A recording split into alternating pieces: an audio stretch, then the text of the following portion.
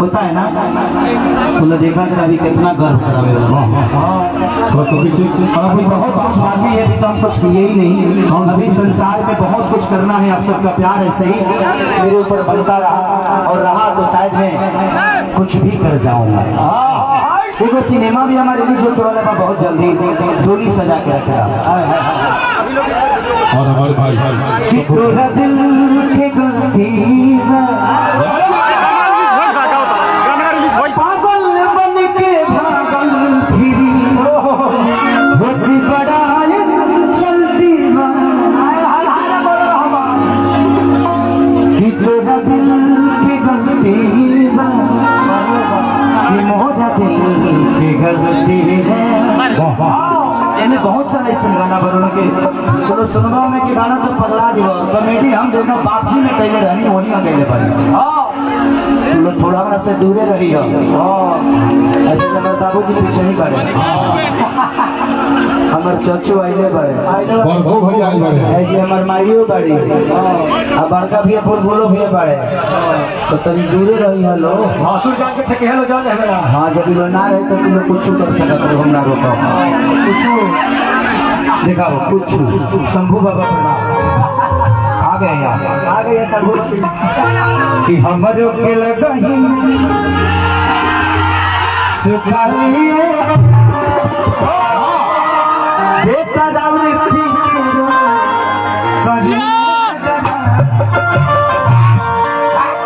चलिए शंभू बाबा का मोरा हमेशा इनका प्यार और आशीर्वाद मेरे लिए रहता है। कभी कभी न्यूज में मेरे लिए गलत भी बोल देते हैं ये वो भी अच्छा लगता है कि कम से कम आप उस लाइक को मुझे समझते हैं।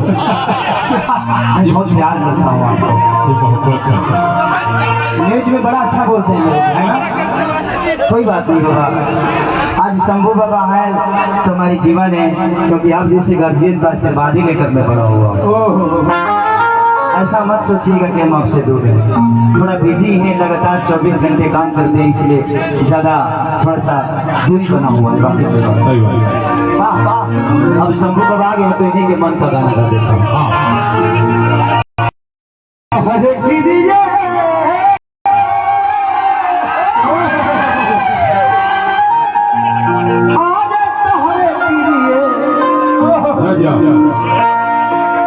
शंभू कहियो ना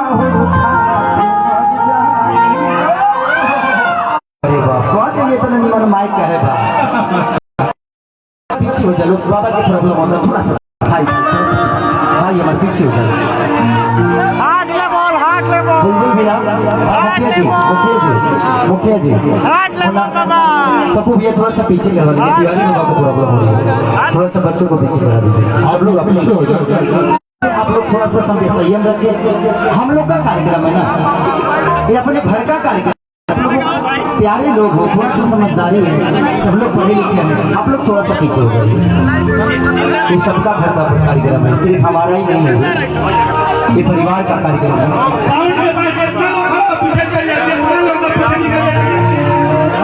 दे दीजिए शंभू बाबा को माइक मत करिए, आपके पंचायत के लोग आपको गलत बोलना शुरू कर देंगे कि खाली खाली नचनिया के फेरा में रहता है।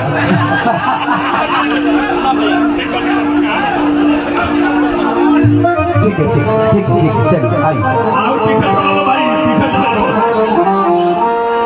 असगर भाई पहले से तैयारी में बड़ा मर्द है तू और मैदान शुरू होकर से पहले ही गला गया वो आदत बात ये भी छूट गई हो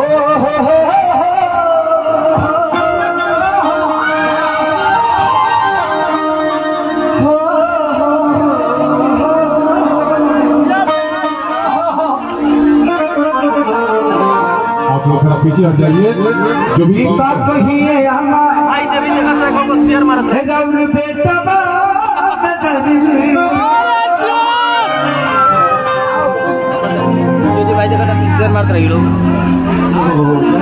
कि गर्मी में लगे रहे छोड़ के भाग जाना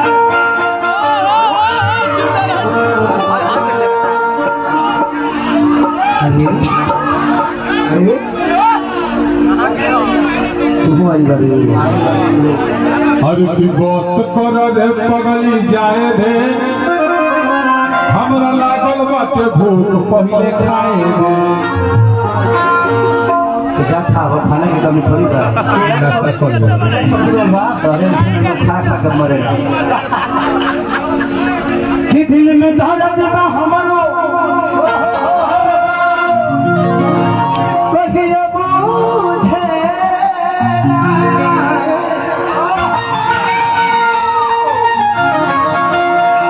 कि घड़ी न बनाए जल्दी सूझे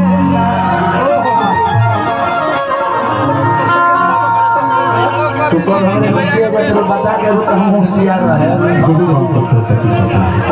अपने मन से आ जाता तो कहीं पलटी मारा गया कि हमर हो के लगनी ये अम्मा जी रल बेटा रल खड़ी हो गई बा अरे ना कुछ को लिया जा सुतो जो रउआ लगला करो लगता बबुआ का इच्छा में बरे कि हमर हो के लगही सपालिए बेटा राउर की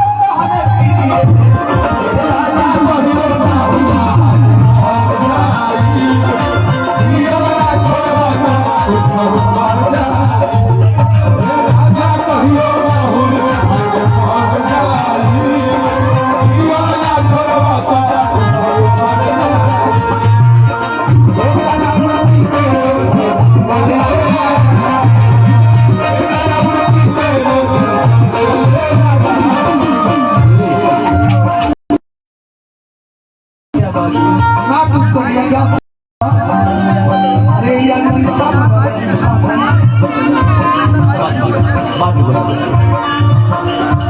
चलिए हम लोग के बीच में हमारे गार्जियन माली राम बाबू चाचा भी आए हैं तो उनको स्वागत है लेकिन अब चाचा बाद में बोला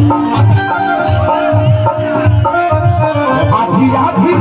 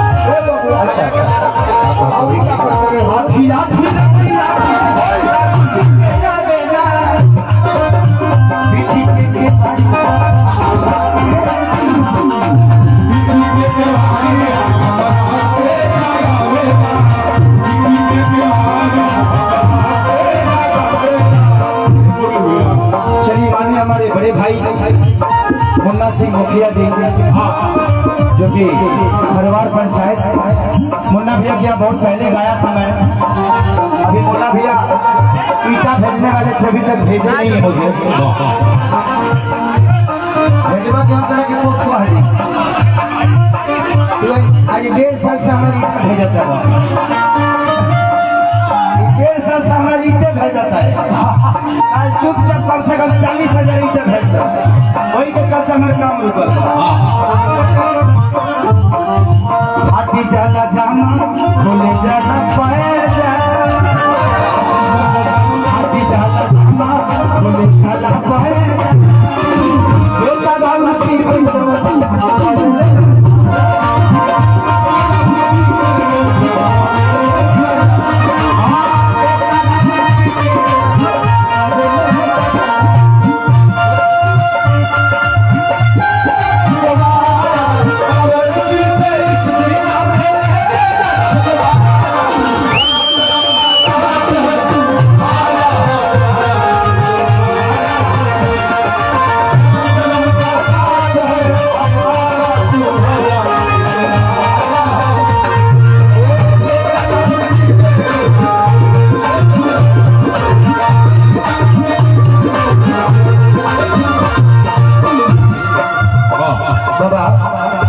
भैया की तरफ से बेंजू की आवाज थोड़ा सा कम करें, थोड़ा सा ज्यादा होगा मुन्ना भैया के सजन आवाज थोड़ा सा बेंजू के कम करिए, कौन से कि हमारे चाहे ढोलक की आवाज से थोड़ा सा उतर के थोड़ा सा लेवल ऊपर आता है ज्यादा।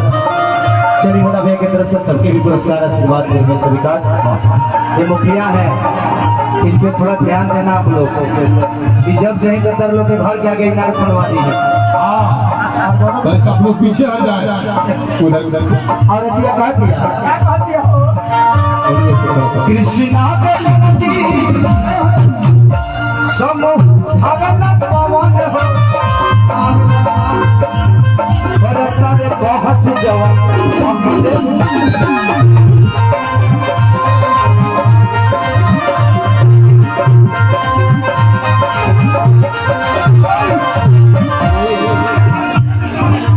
कृष्णा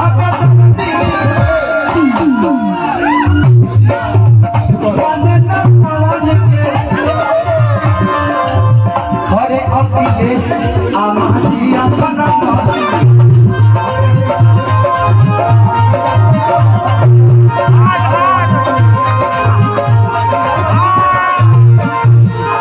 शांति हॉस्पिटल भगवान बाजार छपरा। चलिए पुरस्कार भगवान से प्रार्थना शुभकामना खाते कि हॉस्पिटल भागा भाग चलो ईश्वर से प्रार्थना के जवाब में मुझे मारो मत करो। कृष्णा सुनना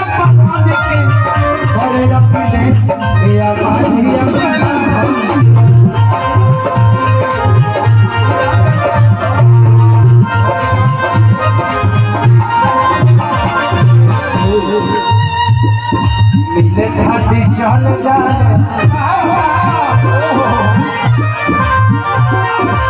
मिले खाती चल जाए रोजी से खाना मिले खाती चल जाए रोजी से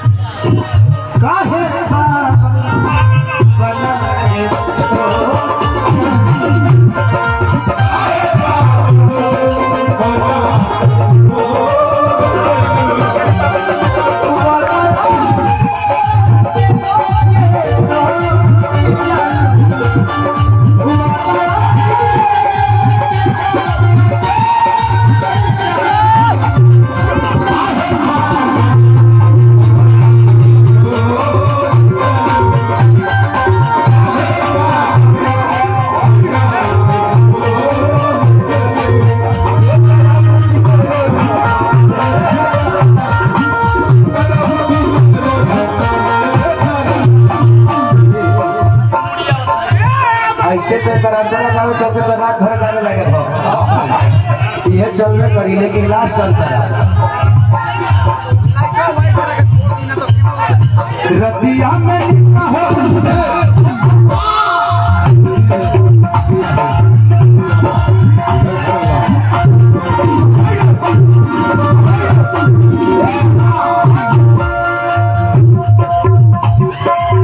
थोड़ा सा पीछे हो जाए स्टेज घसे वाला आपके पीछे से फोन आई धरती माता हमें की रिंग कर रही है उतर वाले को हम उतार दी रहे था एक बार देख के जाना सूत्र और सब फिर हमारे हमारे निकाले बैठा पीछे आ जाए रात में ठीक लगा है दिन में सब फिकिर के रोज रोज काम करे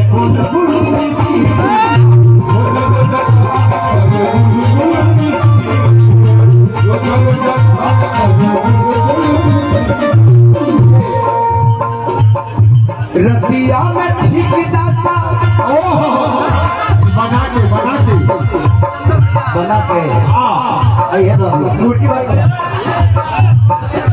एनर्गो माही माही माही ना और पूरा ये पानी इतने है नहीं देते बाबू परीक्षा कर बाबी है नहीं आओ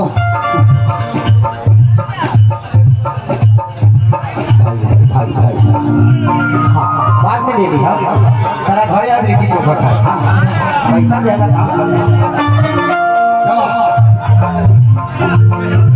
रत्ती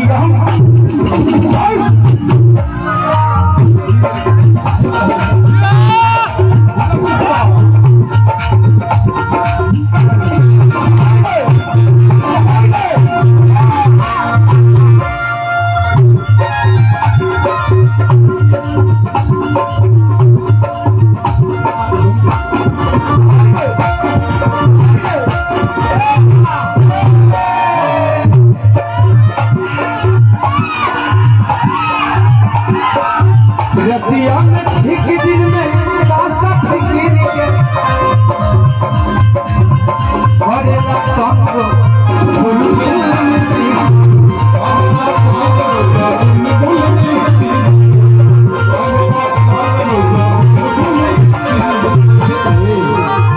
ऐसे निमन बनती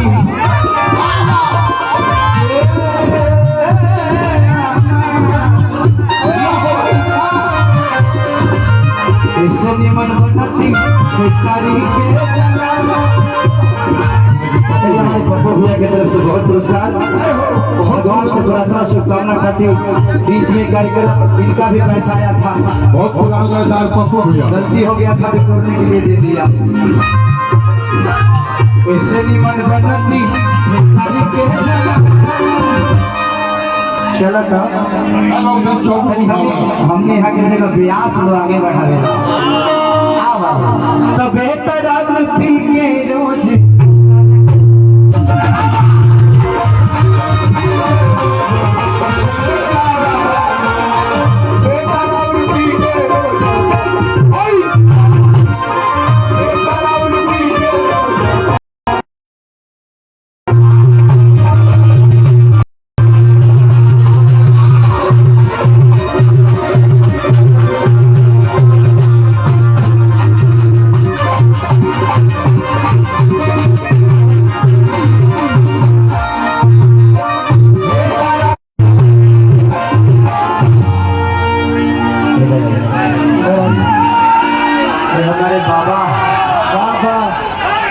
अपनी तरफ से 500 भाभी की तरफ से विलम्ब ना कीजिए।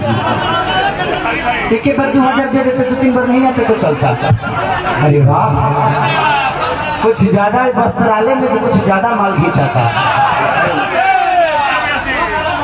ना बाबू इतना इतने लड़का था अपने भाई के काटल ठीक लगी हमारा ना ठीक लगी। चलिए हमारा मुन्ना भैया का फरमाइशी है कि हम लोग लगही कभी सुता लिए आमा ठीक भाई के गा दीजिए कौन है सैया लड़का नहीं सुन चल अच्छा तो गाते एक्चुअली हमें के घर परिवार में गाने जा कैसे भी अब हमारे पहले गाँव चला आदमी गुना हम कैले बनी ऐसा नहीं जे नहीं कैले हम दूध के धोवल ना है दूध बेचले बनी तो दूध के धोवल कहाँ से हो सकेगा। तो दिक्कत यह बा कि पहले के सबे कैले बा के नहीं खे कैले। अच्छा ये बताई जे लड़काई में गलती के करा से नहीं खे मोदी जी ना कैले हुए तो दुनिया में सबसे हर आदमी अपने जीवन में गलती किया है जब उसको समझ नहीं था कि लिरिक्स का मतलब क्या होता है, अश्लीलता का मतलब क्या होता है। लेकिन अब हम जानते हैं कि अश्लीलता का मतलब क्या होता है, इसीलिए तो गाए हैं कि तोरा रखी रखे का जना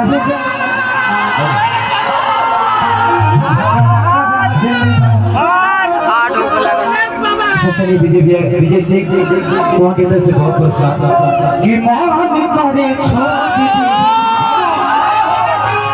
कहिल पढ़ाई कि होई सकुनी अभी बहुत लड़ाई कि धाके कोनो गाता खींच ले बाजू पता हमर जीवा जगा दे कि तोरा रखी जगह जगह अरे झगड़ा करा कि नोट पर से न तोहरा दुनिया कि जब हिलावे कमर इसमें कहाँ से ये हमारे कृष्णा गजरदेव जी का लिखा हुआ गाना था। एक और गाना बाबा के तो हिट गई बा कौन बाबा के कि देहला दरदिया सैयद रगड़ी लेके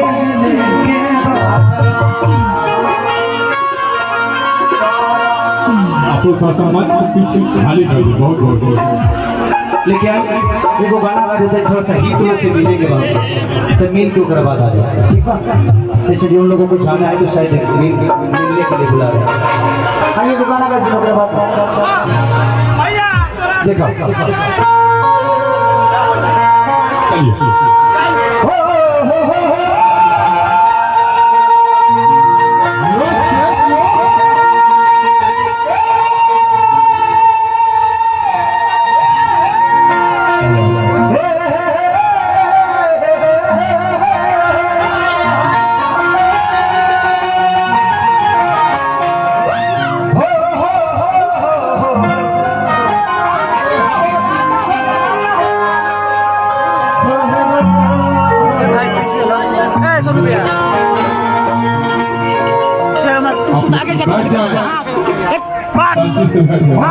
आँखों से दिल उतरते गए बेपना प्यारी हमसे करते गए फिर जब सीखो सांस हो जाती बंद मेरा मन था मुश्किल में अच्छा किया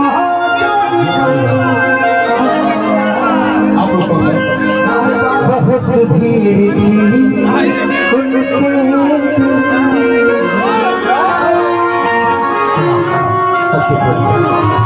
थैंक यू सोना पांडे। चलिए हमारे बीच में सोना पांडे भी हैं, तो आज कौन नहीं जानता है। राजा छुटा पसेना गर्मी हो हे राजा जानी बाजा ले जाइए रोको उसी पे मैंने हमारा भजन भी गाया कि नहीं रास्ता में मानव को पकड़ो हे राजा भूख को के होला चले ना बोलो ले बड़ा भोला।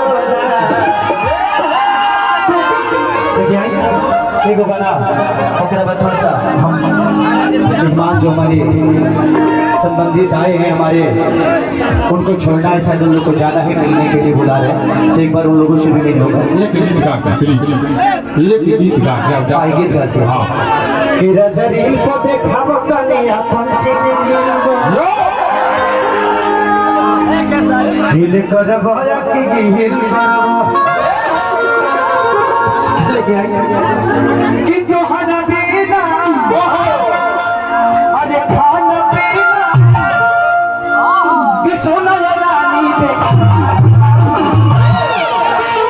ये गाना लिखा माने हमारे भाई अजीत हलचल जी जिनको आप लोग हमेशा सुनते होंगे, बहुत सारा गाना मैं गाता हूँ कि तोहरा बिना खाना पीना कि सोना रानी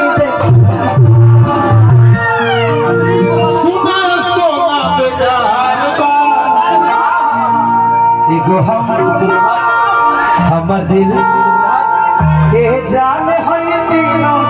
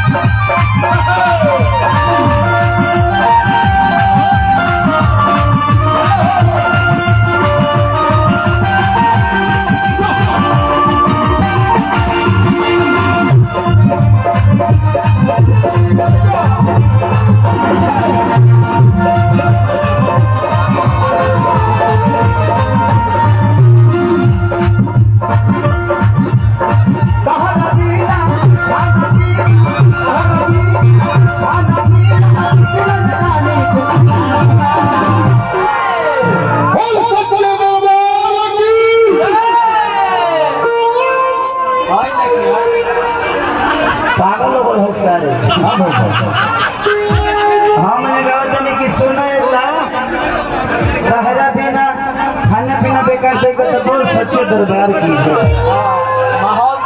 चलिए हमारे भीम भाई जो कि हमारे एरिया के साथ हैं, लाकर छपरा गांव हमारे पंचायत में है, उसी पंचायत के हमारे भाई जिला परिषद के आज उम्मीदवार भी हैं और जीते भी हैं। मेरी ईश्वर से प्रार्थना हो कि जल्दी से एक और ऊंचाई को, और हमारे भाई मनीष जी के तरफ से बहुत पुरस्कार। अच्छा सरवा पंचायत के मुखिया तूने ये कहा कौन लोग कहे कहता रहे कि पर्दे के हाथ जला पर्दे के रहता हम निश्चित हो निश्चित। चलिए मनीष भाई की तरफ से पुरस्कार। जिनके पास टाइम नहीं वो पे फोन कर देंगे। हाँ चलिए हमारे बड़े भाई हृदय लाल यादव जो कि हम सातों भाइयों में सबसे बड़े हैं, उनकी तरफ से भी बहुत प्यार आशीर्वाद आया हाँ बोले कि सोना लगा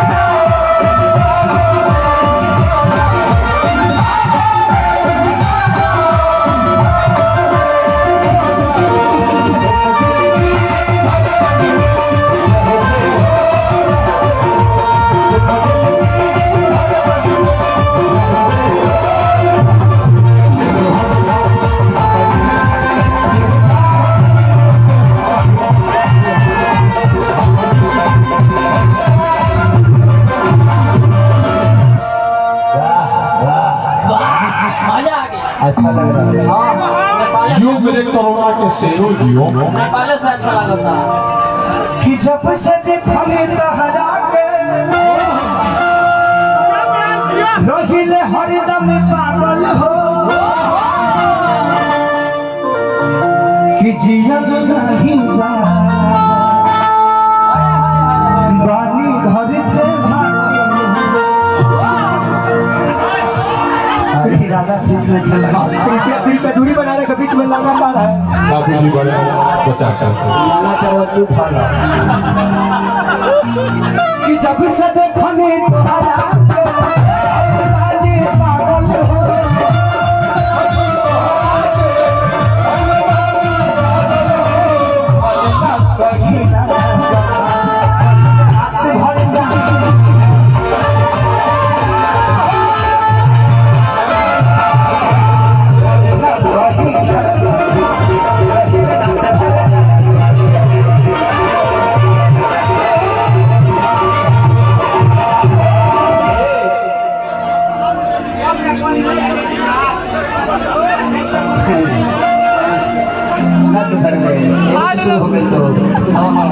चलिए राजीव शर्मा बहुत अच्छे इंसान थे, आप समझ में नहीं रहे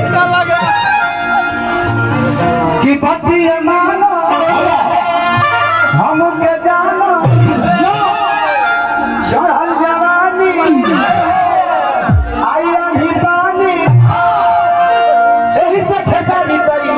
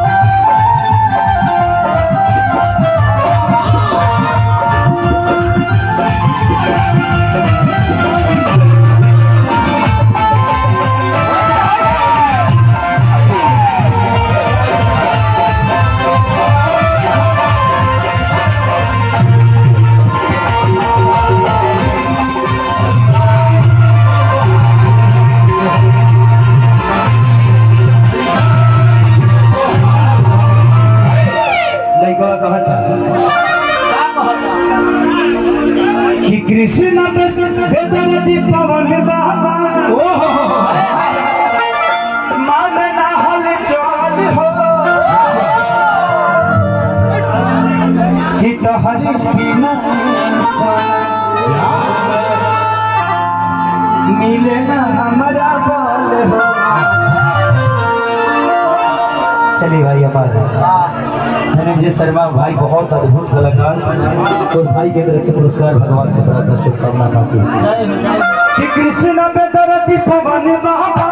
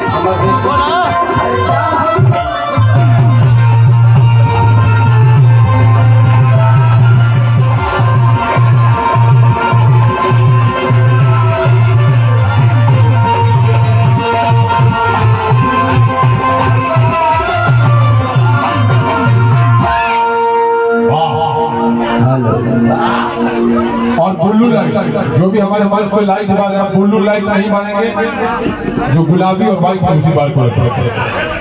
हाँ ब्लू लाइट रहेगा ऑर्केस्ट्रा। अरे की बॉस पदा रे पगला रहे दे जब दिल तारे दर्द पहले सहे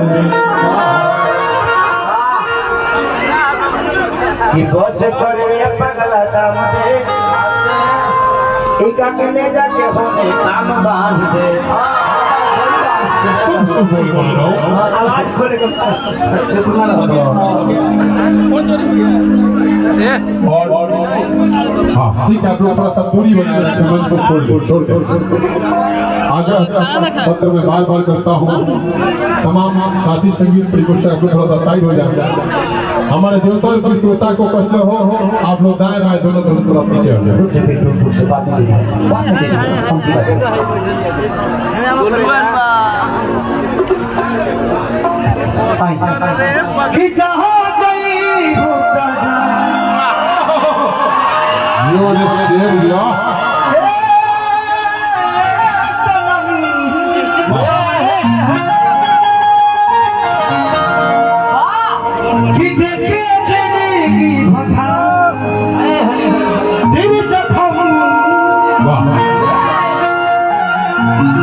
थोड़ा सा पीछे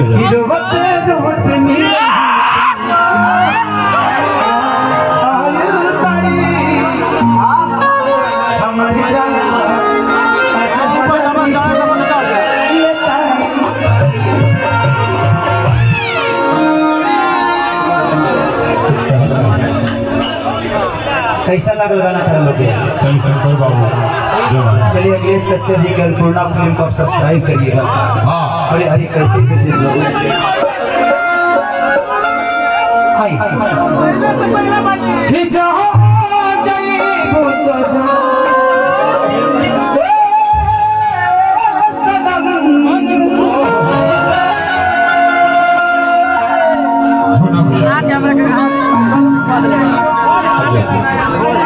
क्या करते हो सर?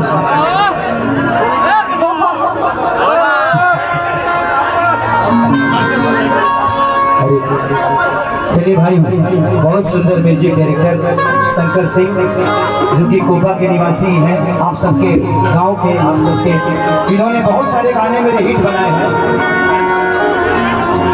कि तोहरा संगी फिटावल फोटो जहिया हगे बनाती तोर गली में कि कली जाए से पहले खाना उठलानी से रोटी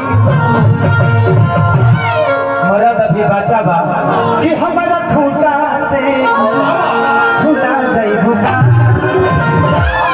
शादी होते जा भूखा जाई भूखा मरद अभी बचा बा चोय चोय बहुत सारे गाने चलाई सलाइन से खोलेला। हाँ सलाई से ही बोलेगा। उसके बाद एक और गाना था, हो खत बिना है तू तो फूल गईलू, काहे खेसरिया के भूल गईलू।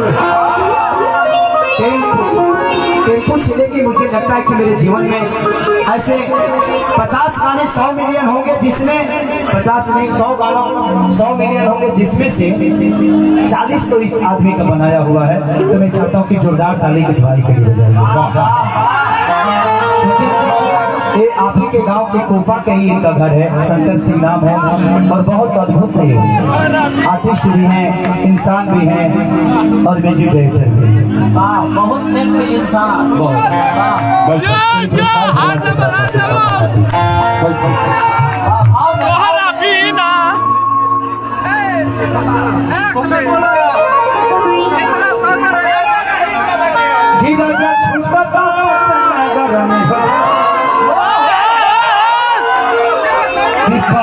भुलाइल बाकी झुमकारा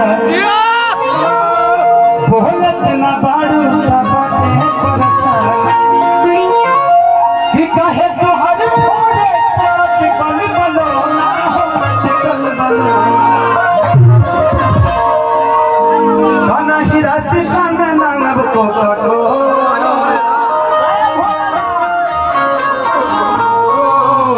हीरा जाबू की कोके बोला अच्छा ना बोलौले बड़ भोला। एक और गाना हमारे लिए बहुत बाजा था, दिल दीवाना। कि दिल दीवाना धड़के तुम्हारा पर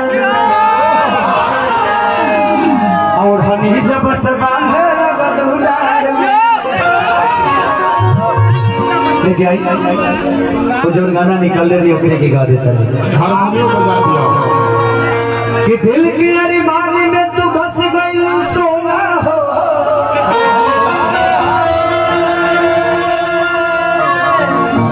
जब लगे आई तो कहे ना कहे दूर हो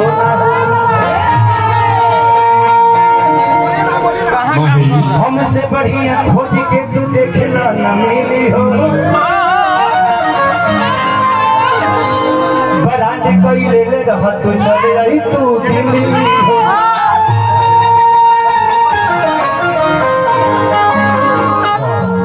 कि जहाँ गई भूता जा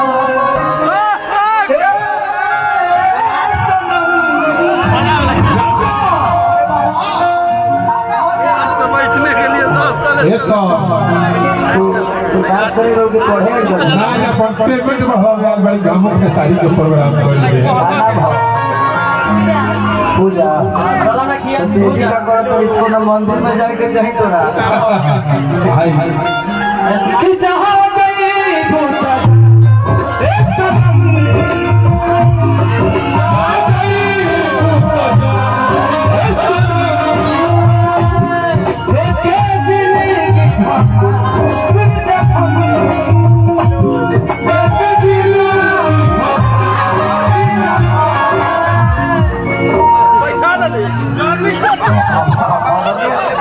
अब स्टेज भरल लगा था, सुंदर थोड़ा सा पीछे हो जाइए, जगह बहुत कलाकार है। बहुत अद्भुत कलाकार आ चुके हैं अभी। आप लोग थोड़ा सा पीछे हो जाइए आप लोग, ताकि इन बच्चियों को नाचने में दिक्कत ना हो। नाम पूछेगा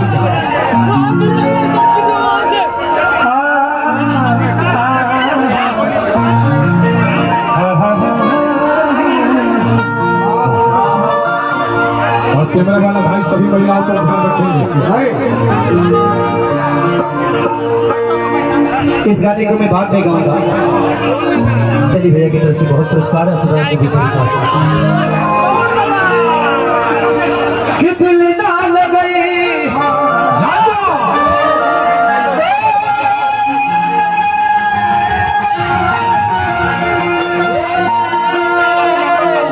कि दिल ना लगई। ये गाना में एक सिनेमा आया था मेरा, बलम जी लव यू, उनमें एक गाना है कि हर लड़की जो ना प्यारी को सीरियस लेती है 100 में से 90 को धोखा देती है। बलम जी लवी में एक हीरोइन थी, आप लोग जानते होंगे। हम नाम नहीं लेना चाहते हैं, काहे के लिए नाम ले विवाद हो जाएगा। नो नो कमेंट। I am serious. चुप कि दिल ना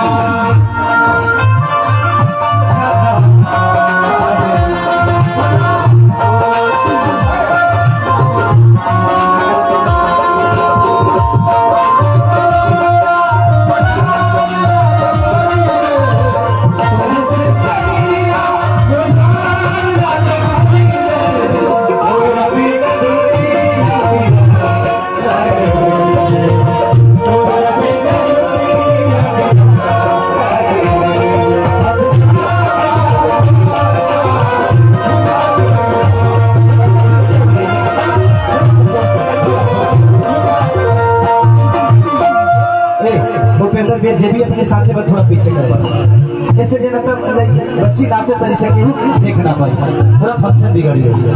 थोड़ा सा पीछे हो जाइए आप लोग, थोड़ा सा पीछे हो जाइए। भैया को कुर्सी दिया बैठाइए होना भैया, अमर भैया को बैठाइए। अमर भैया को कुर्सी दिया। हम प्यार के बदला